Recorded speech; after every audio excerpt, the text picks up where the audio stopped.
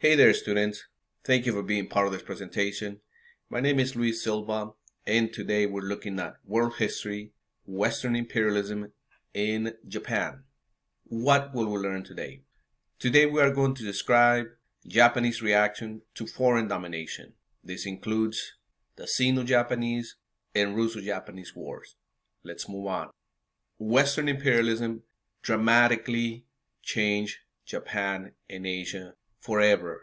Europeans and Americans were very busy trying to gain lands in the Asian part of the world. This included the British, the Dutch, the French, the Portuguese, the Russians, the Spanish, and the United States. If you can see the map, everything is color-coded. You see the areas that each of these countries were able to influence in the Asian part of the world. Let's look at some of the history that's behind this. If you look at the map, there is a number 1.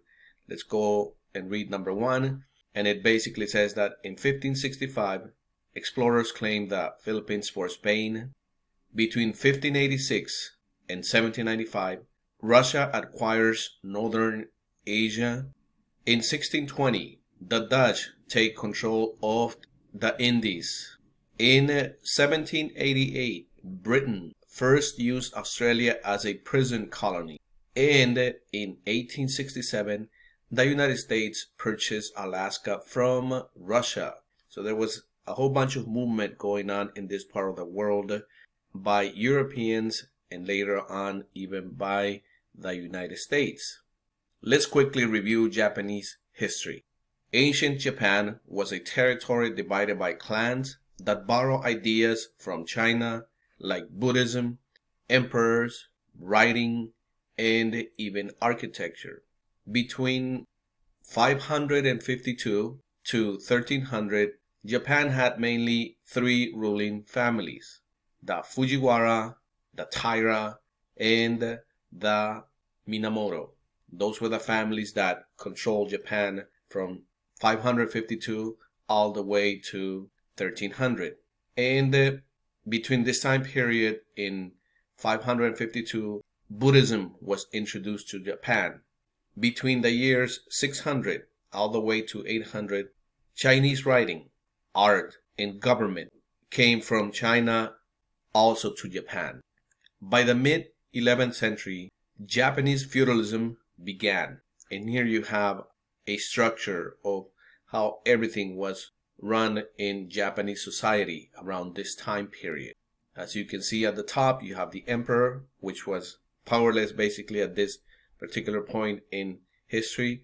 You have the daimyo, you have the samurai, you have the artisans, you had the merchants, and you also had the peasants. Japan was ruled by regional landowners called daimyo. Daimyo were served by loyal warriors called samurai. And like I mentioned to you before, emperors had very little power. From 1192 all the way to 1887, Japan was ruled by military leaders or dictators called shogun. Here's the organization of the Tokugawa shogunate. On top you have the emperor, which held the highest rank in society but had no power or very little power. Underneath the emperor you had the shogun, the actual ruler, and you also see that underneath the shogun you have the daimyo, which was large landowners. Underneath the large landowners you had the samurai warriors, which were loyal to daimyo and shogun, and underneath that you had the peasants, which made up 4/5 of the population. Then you had the merchants, which was low status, gradually gained influence through obviously doing their business. And then you also had artisans, craft people such as artists and blacksmith. This was the Japanese society from 1192 all the way to 1867. From 1560 to 1600, 3 powerful shogun unified Japan. The first one was Oda Nobunaga. The second one was Toyotomi Hideyoshi. And the last one was Tokugawa Ieyasu.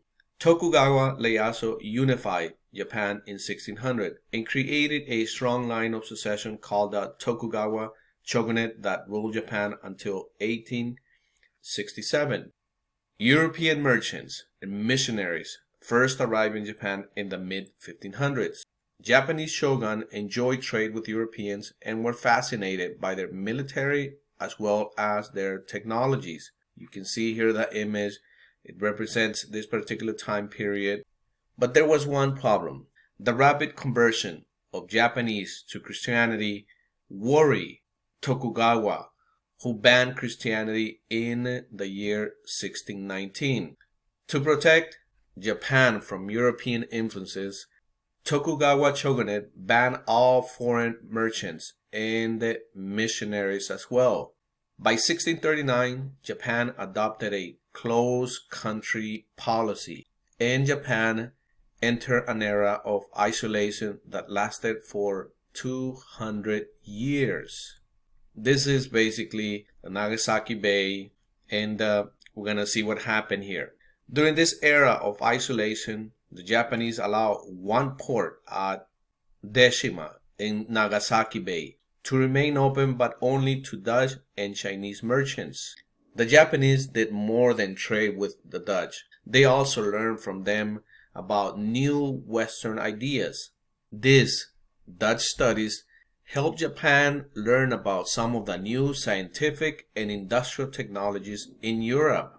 And here are some of the technologies actually. In 1787, the microscope. In 1774, Narumi book. In 1840, the electric battery. In 1845, the steam engine. In 1845 also the railroad. And in 1845, the steamboat. These were some of the ideas that transferred all the way to Japan. From 1640 all the way to 1853, Japan was isolated while the rest of Asia became imperialized by Western powers.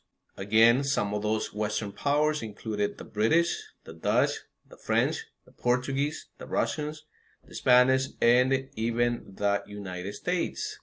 In the early 1800s, Britain, France, Russia, and US tried to negotiate trade rights in Japan. The Japanese repeatedly refused Western trade. They wanted to keep themselves isolated from the rest of the world. In 1853, U.S. Commodore Matthew Perry arrived in Tokyo Harbor with 4 well-armed steamships and demanded that the Japanese trade with the United States. Japanese officials realized they were overmatched by U.S. naval ships. They were very powerful and they were afraid that the U.S. would just overrun them, so they had to do something about this. When Matthew Perry returned in 1854, Japanese officials signed or were forced to sign the Treaty of Kanagawa, which opened 2 ports to American merchants.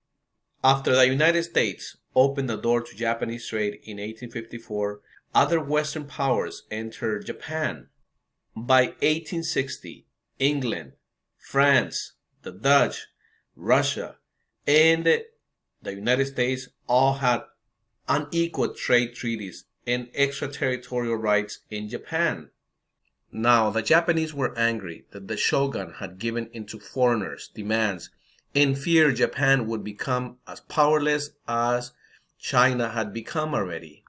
In the year 1867, the Tokugawa shogun stepped down, which brought an end to 600 years of military dictatorship in Japan. Emperor Mutsuhito took control of the government and took the title Meiji, which basically means enlightened rule. And this is what we know as the Meiji Restoration in Japan.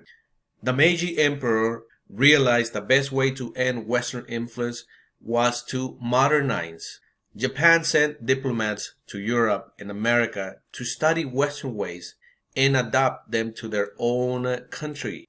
Japan admired Germany's government and used it as a model to create a new constitution as well as a new parliament. Japanese leaders eagerly supported industrialization and began building modern factories. As you can see from the images here, These are some of the modern factories in Japan. Also, the Japanese went ahead and adopted other Western ways, such as railroads, steamships, and also steel bridges. These were all Western European technology and ideas that made it all the way to Japan.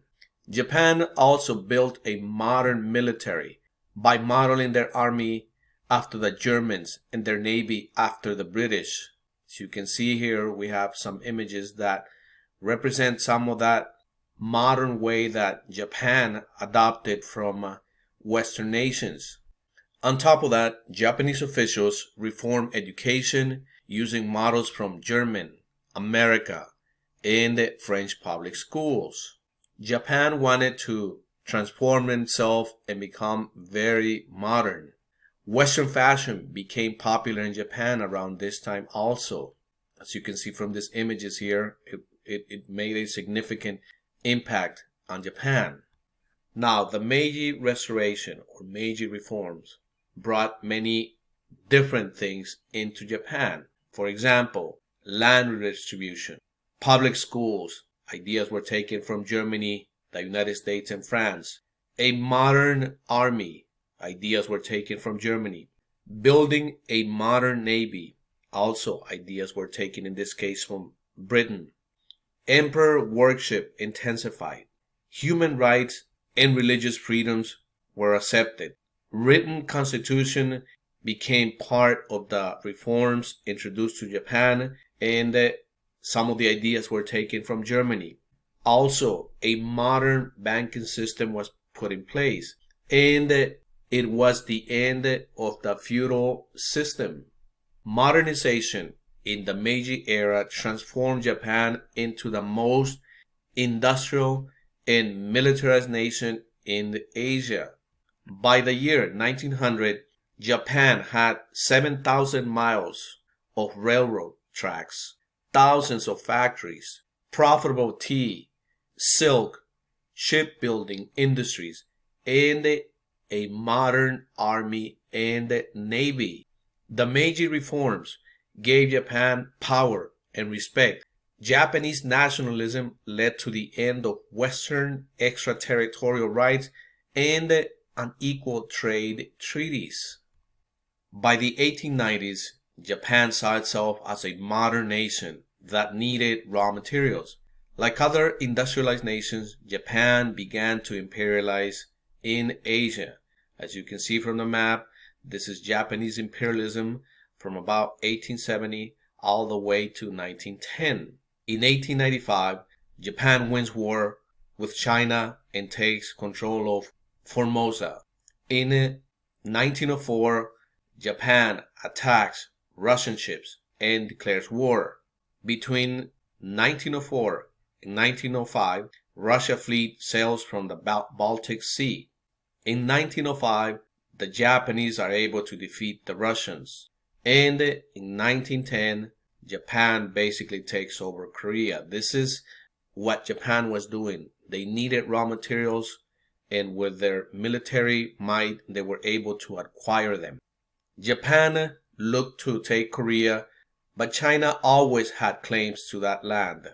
The dispute with China over Korea resulted into the Sino-Japanese War from 1894 to 1895. You can see from the map here, you see Japanese armies moving into different parts of the Korean peninsula.